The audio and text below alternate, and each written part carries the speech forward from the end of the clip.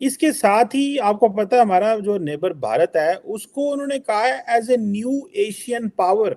मैं कल पढ़ रहा था सीएनएन ने इसके ऊपर कहा है कि वो एक न्यू जो एक जिसे आप कह लेना कि एशियन पावर की वो बात कर रहे हैं। उस कौम के फैसले उस मुल्क में होते हैं। कोई बैरून मुल्क की कोई ताकत, कोई सुपर पावर वो उस मुल्क के फैसले नहीं करती। सीएनएन की एक स्टोरी है कि all eyes on Narendra Modi ji और rise of a new power. किसी भी तरफ से कोई अच्छी खबर नहीं आ रही। मुल्क तेजी से दिवालियापन नामी गड्ढे में गिरने जा रहा है। जब ऐसी सिचुएशन होती है, अर्जेंटीना में 2-3 दफा डिफॉल्ट हुआ और मुल्कों में हुआ, तो उनके पास कुछ होता है जो बेच देते। Do we have anything to sell? एक हफ्ते में महंगाई की शरह में 0.26% इजाफा हुआ, जिसके बाद महंगाई की मजमूई शरह 28.67% रिकॉर्ड की गई।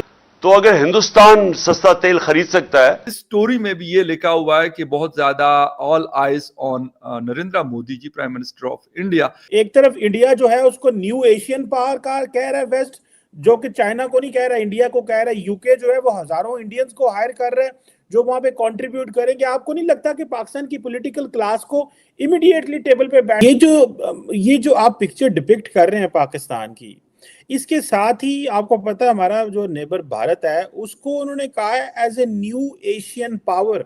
मैं कल पढ़ रहा था सीएनएन ने इसके ऊपर कहा है कि वो एक न्यू जो एक जिसे आप कह लेना कि एशियन पावर की वो बात कर रहे हैं। उधर यूके जो है उसने कहा है जी कि हम 3000 भारतीयों को जो है वो यूके में वेलकम कर रहे हैं, बिकॉज उनकी यूथ को जो है वेलकम कर रहे हैं। ये पाकिस्तान, आप नहीं समझते कि पाकिस्तान की लीडरशिप को इमीडिएट पॉलिटिकल स्टेबिलिटी चाहिए। एक तरफ इंडिया जो है उसको न्यू एशियन पावर का कह रहा है वेस्ट, जो कि चाइना को नहीं कह रहा, इंडिया को कह रहा है। यूके जो है वो हजारों इंडियंस को हायर कर रहा है जो वहां पे कंट्रीब्यूट करेंगे। आपको नहीं लगता कि पाकिस्तान की पॉलिटिकल क्लास को इमीडिएटली टेबल पे बैठना चाहिए ताकि हम अपने यूथ का मुस्तकबिल सेव कर सके? क्योंकि इमरान खान कहते हैं कि अगर मुझे आपने इलेक्शन ना करवाए तो मुल्क के अंदर सोशल अनरेस्ट हो सकता है। चीमा साहब, दुख से कहूंगा एक बात आपको कि इमरान खान साहब ऑक्सफोर्ड ग्रेजुएट है, बिलावल भुट्टो साहब वो भी ऑक्सफोर्ड ग्रेजुएट है, हमारे नवाज शरीफ साहब के तो बहुत बड़े महल हैं लंदन के अंदर। इन्हें सब पता है कि कौमें तरक्की किस तरह करती है। इनको कोई किसी नए भाषण की जरूरत नहीं है। दुख की बात यह है कि जब एयरपोर्ट से उतरते हैं, जब ये लैंड करते हैं बाहर से पढ़ के, ये बिल्कुल माइंड चेंज कर जाता है और करप्शन किस तरीके से करते हैं ये। मैं एक छोटी सी मिसाल देता हूं। आप कहते हैं लीडर, सिंध के अंदर एक डीसी, एक डिप्टी कमिश्नर M2 हाईवे पे 1 अरब रुपया लेके, उसको एंटी करप्शन वालों ने उसको 1 अरब रुपए की करप्शन में पकड़ा। एक डिप्टी कमिश्नर, एज 30-35। मेरे कई यार दोस्त हैं यहाँ पे, आपको पता है मेरे साथ सिख भी है, हिंदू भी है। मैं कई दफा सोचता हूँ यार, या तो मैं 1947 में उनके साथ भारत चला जाता। आपके ये सारे ऑक्सफोर्ड के पढ़े, लिंकन इनके पढ़े, कैम्ब्रिज के पढ़े बच्चे ये नहीं समझ रहे Rishi Sunak is not a Christian, he is a practising Hindu.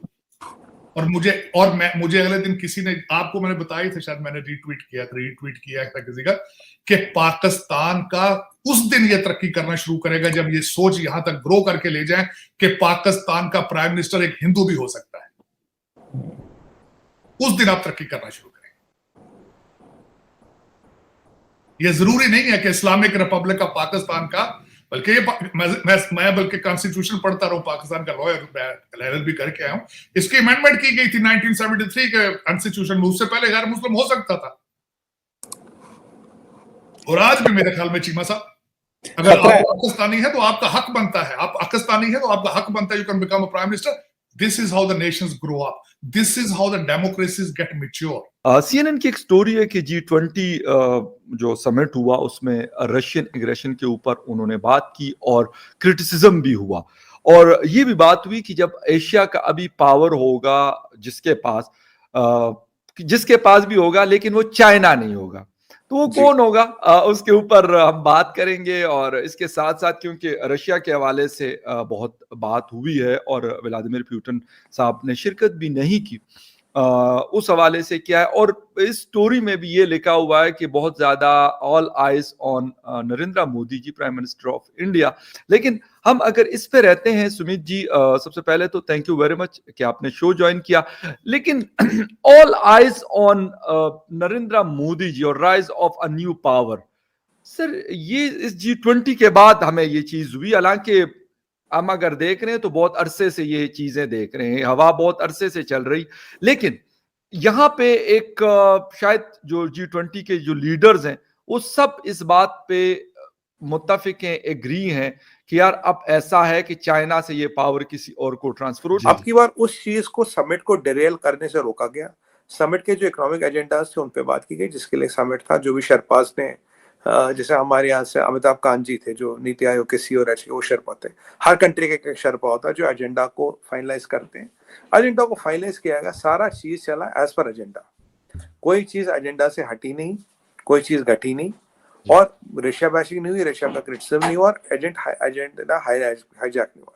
इसी दौरान वो पोलैंड वाला मिसाइलों वाली समस्या भी आ गई, उसको भी मैनेज किया गया।